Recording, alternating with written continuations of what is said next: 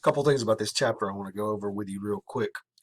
You can tell that the title for this one is Revolutions in Nation Building. There's two separate things going on.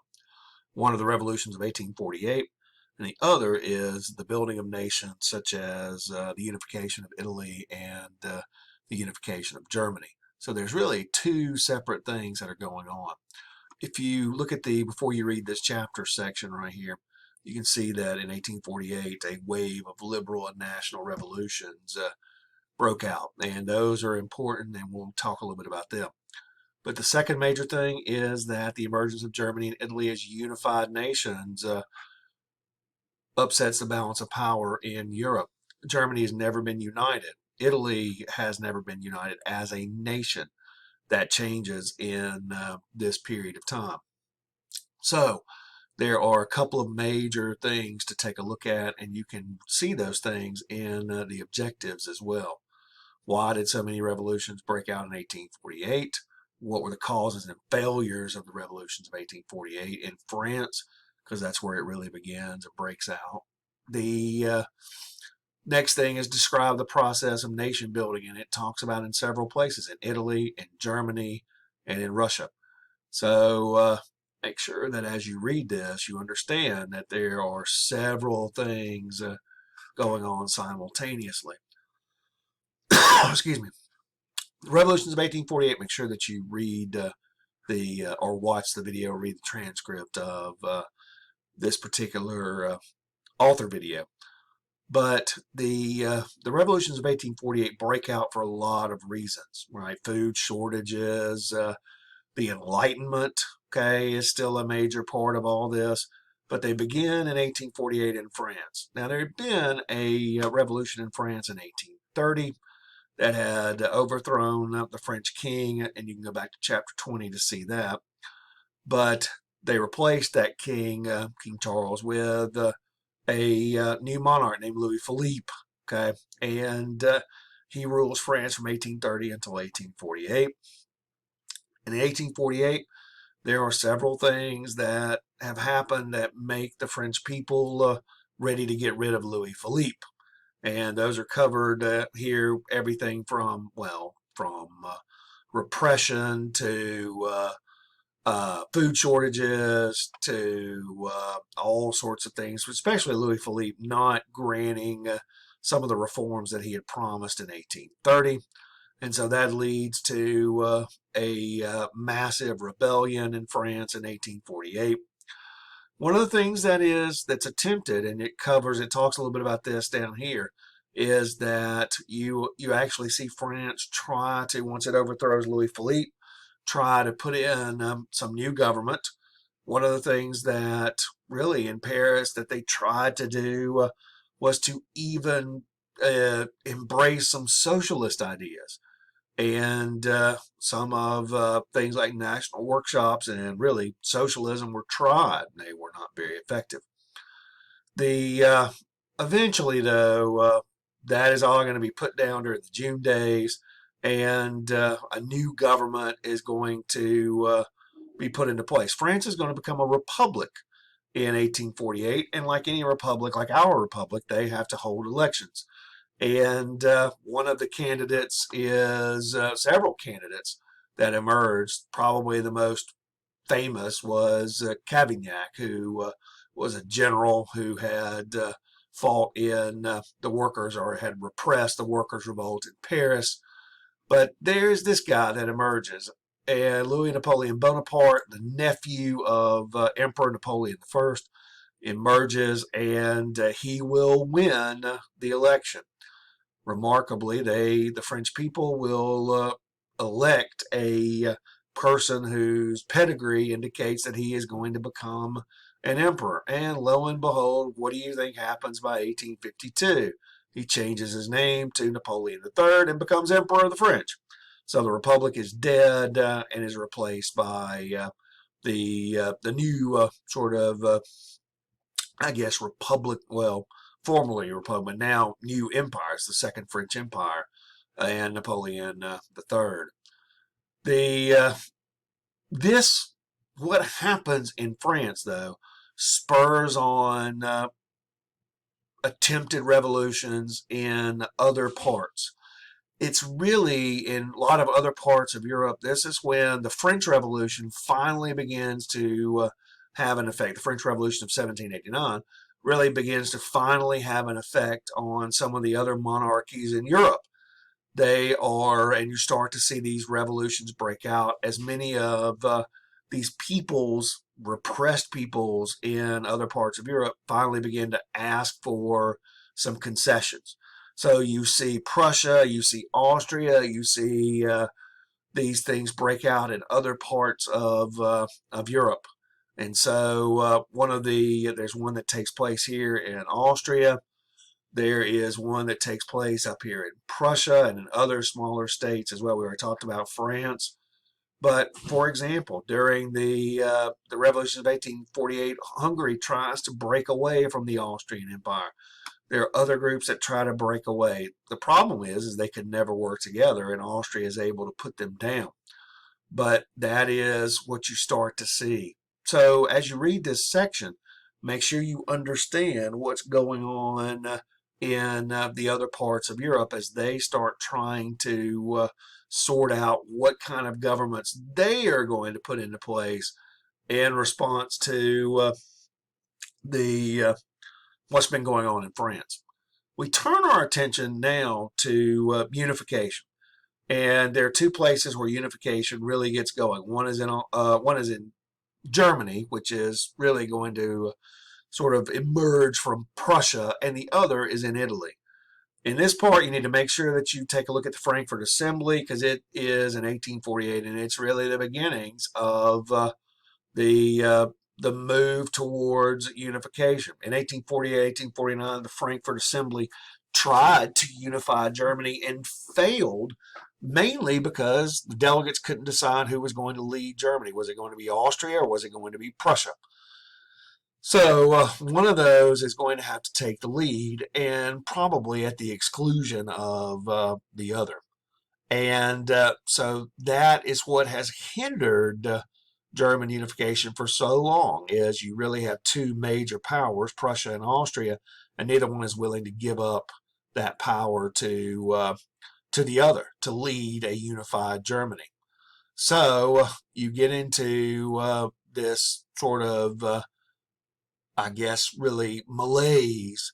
The biggest, and really one of the biggest influences on the beginnings of German unification happens not only just in the revolutions of 1848, but also its nationalism. And nationalism will play a major part in all of this. In lots of parts during the 1848 revolutions, whether it was Hungary, whether it was the Czechs, whether it was the Serbs, the Italians, they all wanted a nation state. They wanted a state that reflected who they were. So they wanted a political expression of who they identified as. So that will eventually be what spurs on a lot of these revolutions, whether it is in Hungary, whether it is in Austria, whether it is in other parts of Europe. Nationalism is a huge force. Okay, all right, we're going to scroll on over here and take a look at the early stages of Italian unification. Once again, nationalism is a major influence. When you read this part, you're going to read about Giuseppe Mazzini. Mazzini is really a Piedmonter who believed that it was time for Italy to have its own nation. The problem is that there were so many foreign powers in Italy that had a say in Italy that Italy, it looked like, was a lost cause to ever be unified as a nation. The Austrians had major influences in the north. Okay, there were French influences in and around Russia, or in and around Rome. So there were tons of foreign influence that had to be dealt with. So, and nobody really kind of thought that that was ever going to happen. But in 1848, you get the revolutions. There's Mazzini, by the way. you get the revolutions, and for the first time, really, you start to see some movement towards the possibility of unifying Italy. That won't happen yet. Okay, it doesn't happen until later on, but it does start to happen as a result of 1848. There is a major section here about what Napoleon III is doing in France. Make sure you read over that. There is another section about what's going on in England. England does not really participate in the revolutions of 1848 because they tended to reform, and they had made reforms in 1832, starting in 1832, and that had staved off revolution in England. So the English did not really experience much of a rebellion in 1848.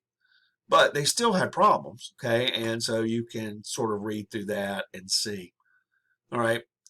The text then goes back to Italian, the real sort of stage of Italian unification. There are two major leaders of Italian unification. One is this guy, Giuseppe Garibaldi, who will unify southern Italy.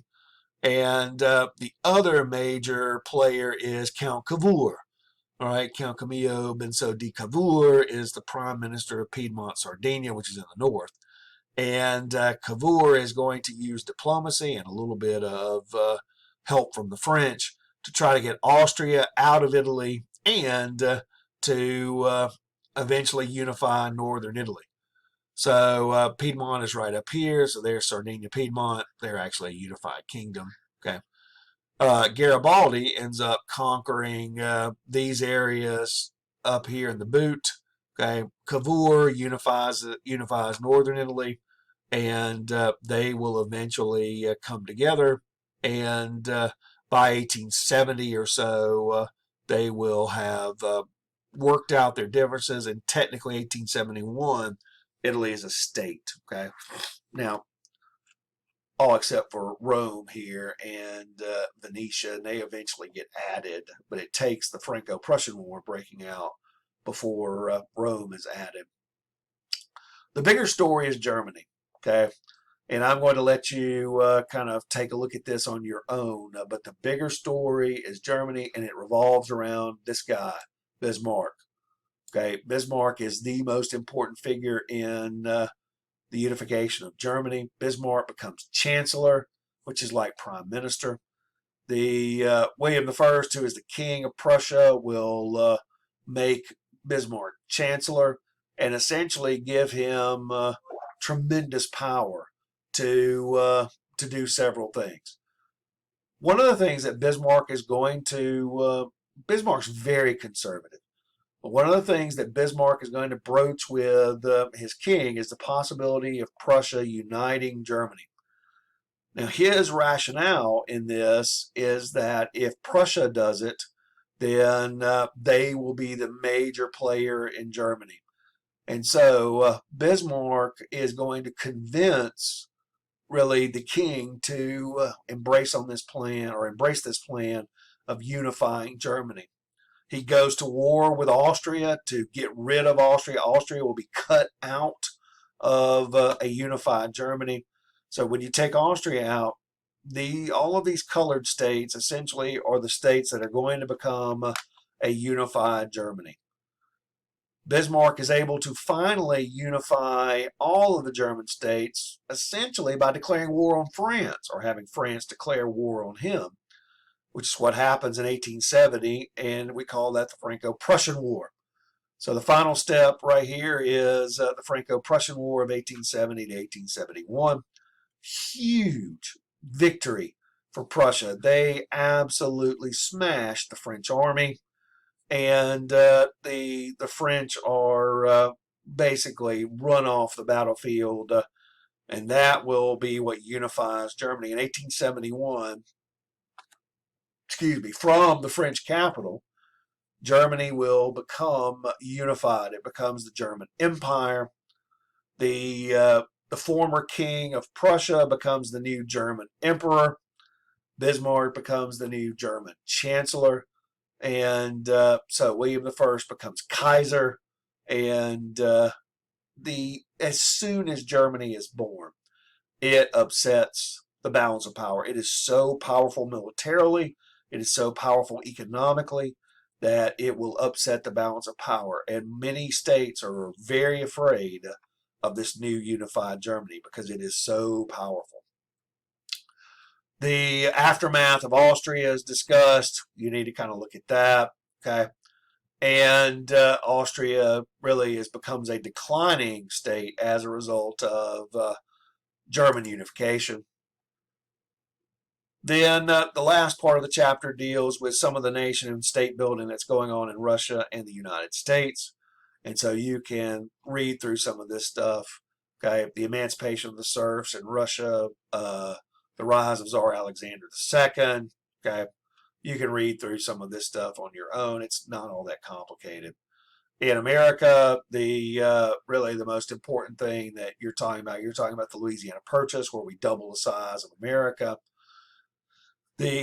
So after 1803 with Louisiana Purchase, you'll see a lot of Western movement out here, and eventually we will fight a war with Mexico to gain control of this area, okay? And we will really negotiate with Britain to get control of what becomes Oregon and Washington.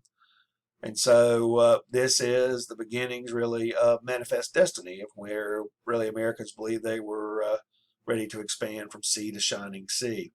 And the only real sort of hiccup in this is the Civil War. So we've already kind of talked about slavery. Slavery is discussed in chapter 20 as well. But America will fight a very protracted and very bloody war over the concept of slavery. It is really one of America's most bloody wars, but it is what eventually will do away with slavery here in America.